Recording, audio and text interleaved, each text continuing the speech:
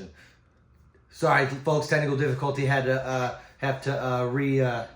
we'll edit that in when we get back into the editing part of it. But back to what we were talking about, which was you got their USA boxing license last, which was Wolfpack Eli. Not Wolfpack. We haven't got him. Or yet. not him yet, but it was who Glock. was it? Glock. It was Glock. Sorry, it was Glock. Gladiator. And that was it so far. The first experiment was Gladiator. And okay. He did what he did. Until he did what he did. Okay. And then we went over to Glock. Like I said, the wheel has to keep on rolling. Okay. So there's always going to be a new face. A new face. And then Glock he is him.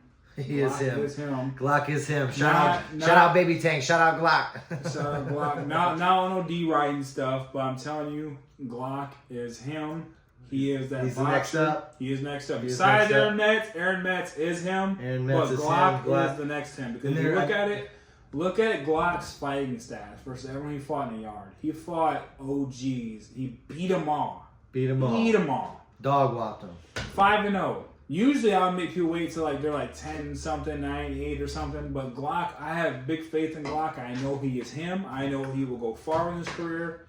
I signed him early to USA Boxing. Whenever I'm waiting on him, we're gonna go there because I know Glock is him. Glock is him. He's got confidence in Glock. So and that's okay. Nothing wrong with having because the thing is he definitely somewhat. I mean, obviously he's been training and probably fighting for them, but he definitely got to start in Fightflix. I would say because Glock definitely that's where I first heard of him. So.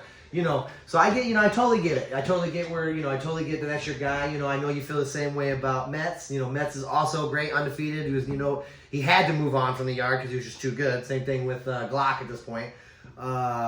Beast, I know Beast is a good one. He's a good one, and he's too good to be on. But I do gotta say, the best pound for pound fighter is Dash Aroni. And Dash Aroni, of course. Pound, the best of Fightflix ever had. Forget Dash Aroni. Of course you can't. Of course not. Dash is the best pound for pound. No D riding, straight Dana White talking. Him and Tank, that fight. I know that fight put a lot of put Fightflix on the map. A good one. So It did because a lot of people at first when it came to Dash, because when Fightflix first started, it was all these street guys in the port that I grew up with. They're like, oh, they're not nothing. They're not gonna do this. They can't whoop me.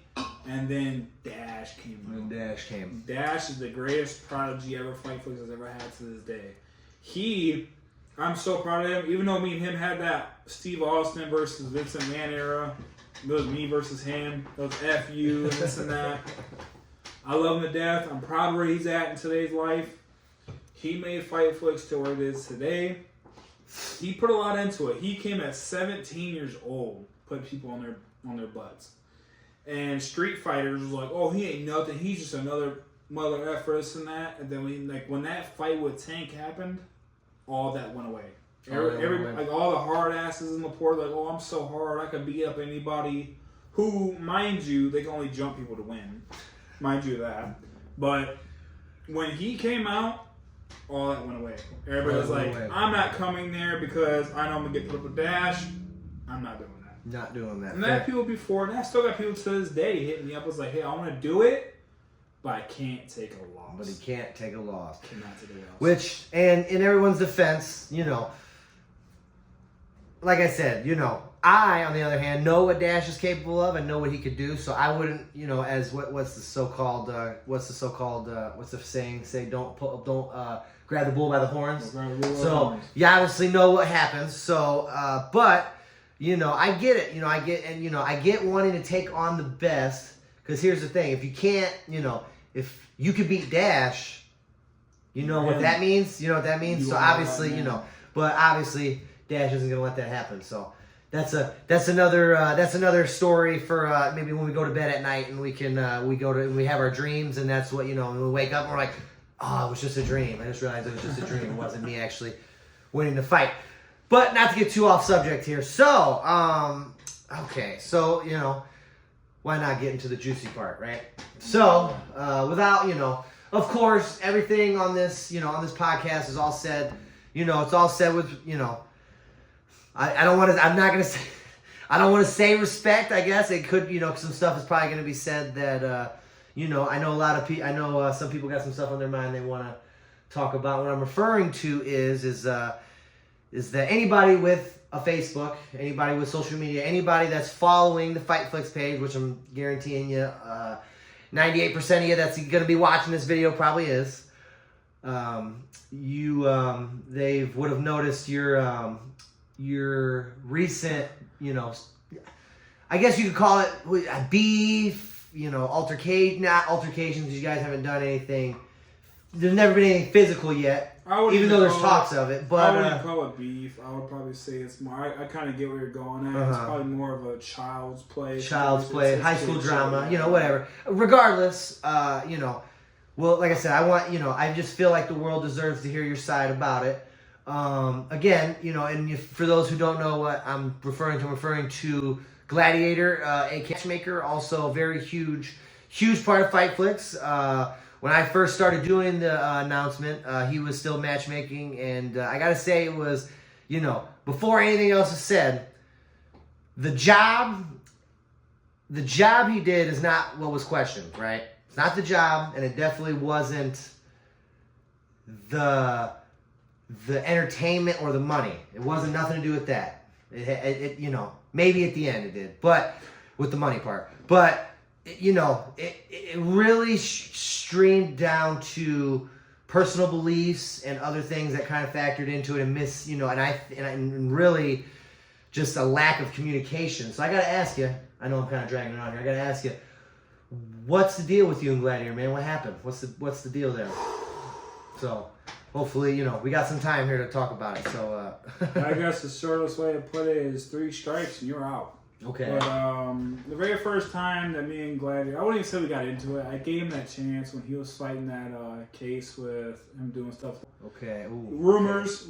I'm not gonna say anything on it, but I gave him the chance. I was like, hey, go get that figured out, and we'll go from there. I'll let you come back. I said, I will let you come back to Fightflix if you get that figured out. Otherwise, I don't want you here.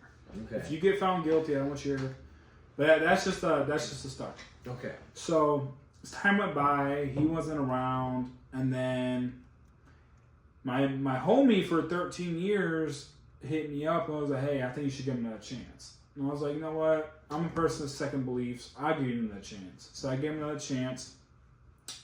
And then when I got into some stuff with my ex, who lied on me, luckily there's neighbors with ring cams because she wanted to lie on me and say I strangled her and beat on her, which was not a thing at all. So disclaimer, you are claiming you did not do this. I did not do that. Okay. Because they knocked it down to disorderly conduct because there was lies in that statement that they gave to the prosecutor. There was lies. So inaccuracies to the story. Okay, I got it. So after I gave him that chance of coming back, when I got arrested for what I did, it was F you. Pretty much, it was F you. I know you did it. Blah, blah, blah.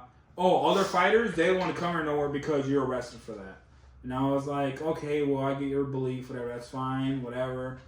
And as time went by, I gave him another chance. And then he was getting paid for matchmaking. And May came around, that's when my funds were bad because all that stuff happened. So my funds were bad. And I don't think I owed him was probably like $150.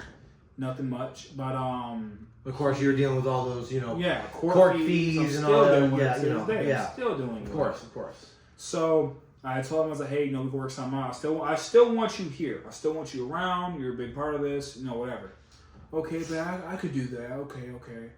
And then Schuler Stables, when I became a part of them, Schuler reached out to me and said, hey, the state is on you. They're looking into you, this and that. And I said, okay, well, that's something I can figure out. No, it don't take nothing much. Then I told, because I trusted him. I trusted Gladiator at the time. I said, hey, state's looking into us. We gotta see as a business how we can handle this. Mm-hmm. How can we as a business handle this before any fighters come to fight, anything like that? How can we handle this? His first instinct was, again, this is the second chance I gave him after he did me with the whole arrest thing.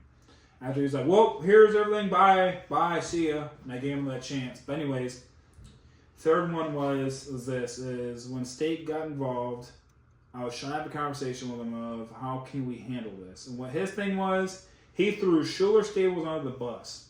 He said, it was all them. They said it all. They were telling all the fighters this, but in reality, it was him going around telling fighters that we were being investigated, which was true. We were being investigated. But all it took was a phone call. That's all it took, was a phone call to the state of like what was really going down, and that's all it took. We're good after that. Everything else was fine. But he ruined it. He single-handedly ruined it because and the way how they're making it all sound like in that group is money. It's all about money. So you're telling me in that situation, $150 is worth tearing down a whole organization of fighters, of people who want to be looked at, people who want to grow, all that stuff, that's worth it, over $150. You could have just talked to me about that. We could have talked business, all that, and got that shit out the way. But instead, you went down the road of trying to tear down an organization for $150. But when I could have paid that without, that's not no issue to me. Anyways, getting kind of off track about it. But what he did was not right. And then now he has his own little 0-3, 0-4 group of people who cannot really fight like that anyways. But he has that little group, and now they're all getting other people's heads. And yeah, that's pretty much the ending of it. Is that at the end of the day, what he did was a POS move, and it just wasn't right. You should never do that. Have an organization that you were trying to help grow over some little cash. And what he did was just wrong. That's just what the end of it was. I gave him 3 chances, and that was his 3rd chance. And then he decided to run and tell all the fighters, oh, don't go there because this and that. And then when I called him out on it, then all of a sudden it turned into, oh, it's all